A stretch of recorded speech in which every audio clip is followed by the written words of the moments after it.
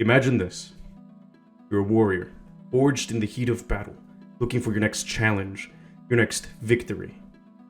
You've heard of a mighty dragon that lairs at the highest peak of the closest mountain range. You brave the elements, scale the mountain, find its lair to find the beast fast asleep on top of its hoard. You cut the beast down. And as you look upon its corpse, you remember the rumors of the power that is hidden within a dragon's heart, a power which you could possess. You cut the beast apart, tear its heart from its chest, and as you look upon its warm, scaly heart, you can feel the power within, and without hesitation, you devour it.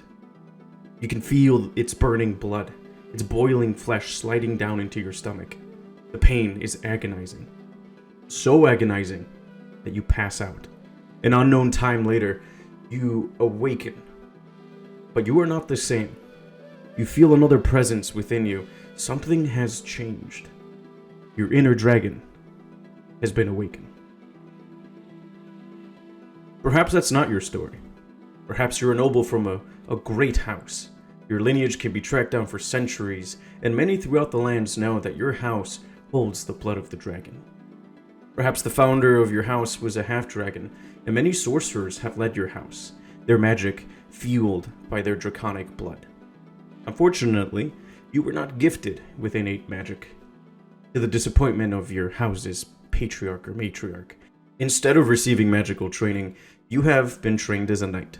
And on the day of your knighting, something is wrong. You feel sick. It feels like you're burning up. As the ceremony continues, you kneel to become a knight, take your vows, but something within you emerges. You can't hold back what is within you. You let out a monstrous roar as flames begin to just pour out of your mouth. The blood of the dragon within you, and your inner dragon, has been awakened. Welcome back, guys. And those were just two possible backstories for another draconic-based subclass that I have for you. The Dragon Scion Fighter.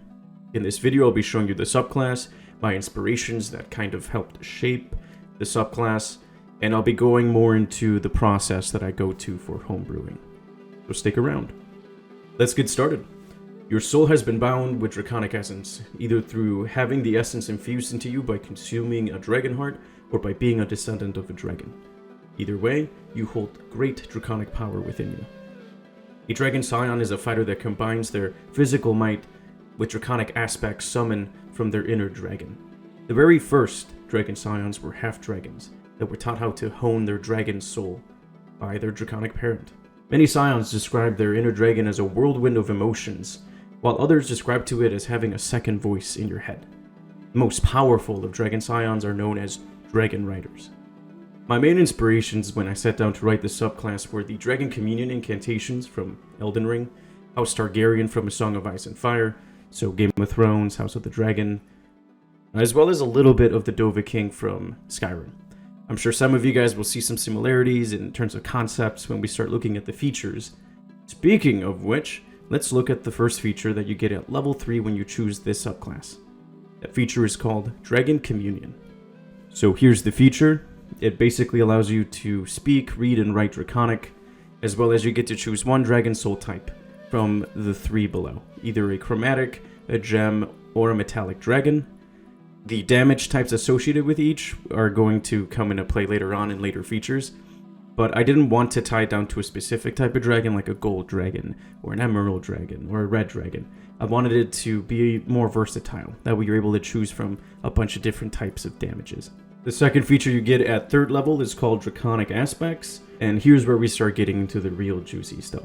As you can read, the flavor text for this feature reads, once you have communed with your inner dragon, you can use the connection to channel draconic emotions into energy. The energy is called Zeal, and it can be used to activate Draconic Aspects. You have a number of Zeal points equal to your proficiency bonus +1, and you regain all expended points whenever you finish a short or long rest. Each Draconic Aspect uses at least 1 Zeal point. Finding a good name for a feature or a resource is actually pretty hard. I usually just end up looking up words and trying to find synonyms, and I go down a whole rabbit hole till I find something that works. I chose Zeal as the name for the resource because Like mentioned before, your inner dragon is kind of like this incredible emotional energy within you. For roleplay purposes, I actually think it'd be pretty cool if whenever you use a zeal point or conjure the draconic aspect, you become more aggressive and unable to control your emotions. Back to the features, however, you gain 3 draconic aspects. Each one of them uses zeal as the resource, and at this level you have the claw, the tongue, and the draconic infusion. Let's look at the claw. As an action, you can spend 1 seal point to summon a massive dragon claw for a few brief moments. Each creature within a 15-foot cone must make a dexterity saving throw. The DC is obviously your proficiency bonus, plus your con modifier. A creature that fails the save is knocked prone and takes 1d10 plus your constitution modifier of slashing damage, and if they pass, they take half of it, and they aren't knocked prone. The damage also increases as you level up. The way I imagine your character using this aspect is pretty much like the Dragon Claw incantation from Elden Ring. It's on the screen right now, as you can see. Obviously, it doesn't do the massive AoE, but it carries the same aesthetic. It's not meant to do crazy damage, it's kind of just meant to, knock creatures prone for you, help you get advantage, or help you run away.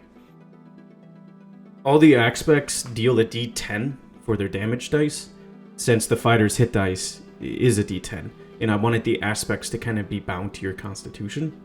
That also means because your dragon aspects, the DC of them, is based on your constitution, your fighter, if you go with this subclass, is going to be probably one of the tankiest fighters, which makes sense. You have the soul of the dragon, and dragons are pretty tough. One of my players in a Shadow of the Dragon Queen campaign actually showed me just how insane this aspect is against mounted and flying enemies. He was able to knock a rider and its armored horse prone. I don't want the subclass to be purely combat based, so I added some things that would help you out with roleplay, like the next aspect, which is the tongue. As an action, you can expend 1 seal point to amplify your presence. For the next 10 minutes, whenever you make a charisma check, you gain a bonus equal to your constitution modifier. So this should help you with roleplay. Instead of having a silver tongue, you have a dragon tongue. I think that's pretty self-explanatory. Most dragons are pretty charismatic. They have their own draconic presence. The final aspect that you get at 3rd level is Draconic Infusion. And as a bonus action, you can spend 1 seal point to infuse a weapon you're holding with draconic essence. The effect lasts for 1 minute, and the weapon deals an extra damage equal to a d4 of one of the choices that you have from your dragon soul type. You have a lot to choose from. Obviously, the damage also increases with your level. Fighters are obviously weapon experts. They always have a weapon with them, that's kind of how they fight. I didn't want to give this subclass a breath weapon this early, so I thought infusing either a ranged or a melee weapon with some sort of elemental damage that deals just a d4, but it's enough damage, would be a good in-between. Lucky for you guys, I also realized that not tying it down to a specific dragon type is way better, because now, depending on what type of dragon soul you choose, you can have anywhere from 4 to 5 different damage types to choose from. Fighters get their next subclass feature at level 7, and you gain 3 more additional draconic aspects. I didn't add much flavor text to the feature, I think it's pretty self-explanatory. You and your DM should be talking about your inner dragon role-playing, you kind of getting more comfortable with the aspects, and if you're communicating with it, you should be role-playing that too. Basically RP, the more comfortable you're getting with your powers, the more aspects you get to unlock. Which brings us to the first of the new aspects, the Roar. As an action, you can expend 2 zeal points to release a terrifying roar. Each creature of your choice that can hear you within 30 feet must make a wisdom saving throw.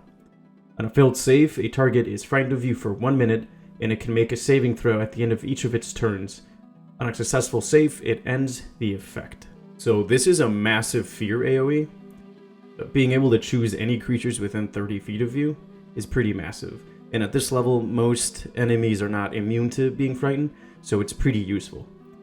I can imagine it either you roaring like a dragon, or maybe even summoning just like the head of your inner dragon to roar. Almost like Grail's roar from Elden Ring, which you can see right now. The next aspect you unlock at 7th level is the Scales. As an action, you can expend 1 zeal point to have your body be covered with a thin layer of protective scales. 1 hour, you gain resistance to a damage type of your choice from the dragon type you chose in the Draconic Communion feature. Some dragon types are going to be better for certain features compared to others. Anything that deals elemental type damage would probably be better if you choose the soul of a gem dragon. Most of those damage types are not very widely resisted, but this feature is better for chromatic and metallic soul dragon scions, mostly due to the fact that acid, cold, fire, and lightning are by far more common than force, necrotic, psychic, radiant, and thunder. In fact, I think the chromatic dragon soul is the best when it comes to this feature due to the fact that they also get poison resistance, and poison is one of the most common damage types, right up there with fire. The last 7th level aspect is, finally, the breath. As an action, you can expend 2 zeal points to unleash a 15-foot cone or 5-foot wide by 30-foot long breath weapon. Each creature in the area of the cone or the line must make a dexterity saving throw, or take 3d10 plus your constitution modifier damage of your choice from your dragon soul type. Obviously, the damage also increases the more levels you have as a fighter. The cone and the line don't have the widest or longest of range, but it's made up by the fact that you're doing 3d10 damage plus your con mod. It's pretty good. You could probably melt through a small amount of enemies. Personally, I think this is probably one of the best utility features. You could melt down a door, even a metal one or a lock with acid. Basically, use your imagination. You don't always just have to do it for the sake of damage. You could freeze some water, you can do all sorts of things. Fighters get their next subclass feature at 10th level, and this is where you start to get more of the powerful aspects. Starting with eyes. All dragons in 5e have dark vision, and more importantly, blind sight. And this feature gives you both of those and a little bonus. As an action, you can expend 1 zeal point to have your eyes become those of a dragon. For 1 hour, you gain dark vision of 120 feet, a bonus to your passive perception equal to your constitution modifier, which is really nice, and you also get blind sight of 10 feet. All around, this aspect makes your fighter far more perceptive, and there's a pretty fun combo if one of your party is a warlock with devil sight and darkness. It can get pretty crazy. Next up, we have the horns. As an action, you can expend 2 zeal points to have horns sprout from your head or your body. For 1 minute, you get an AC bonus equal to your constitution modifier. And this is pretty massive, because you can get a +3 up to a +5 added to your AC. So just imagine just a mass of horns growing all over your body, almost like an omen. These horns make it pretty hard to hit. Either that or they just stop weapons like blades from even striking you. The last 10th level aspect that you unlock is probably the most damaging one, at least when it comes to targeting a single target. And this one is called the Maw. As an action, you can expend 3 zeal points to summon a huge dragon maw. Make a melee attack using your constitution against the target. On a hit, the target takes 5d10 plus your con modifier piercing damage. It's a lot of damage. You're just chomping down at one target. The damage also increases when you hit 11th and 17th level. Pretty high damaging stuff. Can you imagine critting with this thing? 10d10 damage. At 15th level, you're going to get your final 3 aspects, starting with the tail. As an action, you can expend 1 zeal point to summon a draconic tail for a few seconds. The tail has a reach of 15 feet and deals double damage to structures and objects. You can make an attack against a target, once again using your constitution as the base for it. On a hit, the target takes 2d10 plus your con mod bludgeoning damage.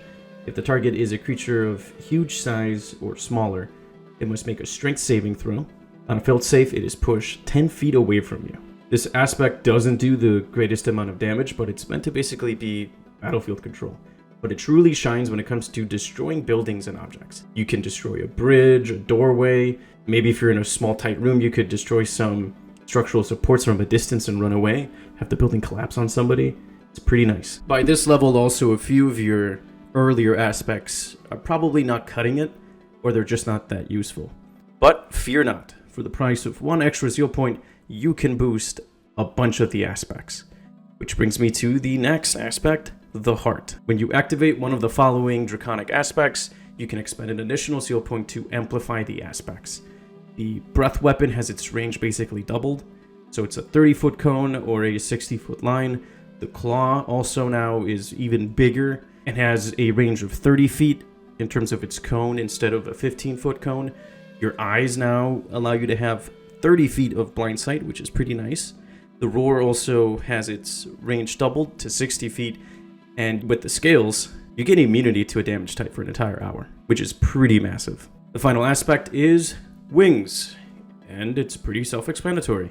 Takes 1 action, 1 zeal point, you sprout wings from your back, You have a flying speed of 60 feet for 1 hour. So the most powerful of Dragon Scions are called Dragon Riders, and that is the name of the last feature. At this level, you can summon a dragon. I basically envision this as you summoning your inner dragon. It has the stats of a young dragon, and obviously you can choose what type of dragon from the soul type that you got.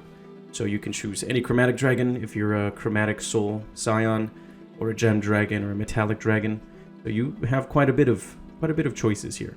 It stays around for an entire hour. It recharges after a long rest. It's pretty nice. Hey, thanks for making it to the end of the video. If you like the subclass, there's a link that'll take you to my Patreon where you can get a PDF of it. Other than that, like, subscribe, and to my patrons, thank you. I would not be here without you. Till next time. A special thanks to my Lore Master tier patrons: Shooter 5000, Ed Kohler, Ghostwolf 676, Giannis, James Philip Lee, Michael Sebastian, Ryan Fellows, Sir Cardis, Becky Dark, and Zengwai.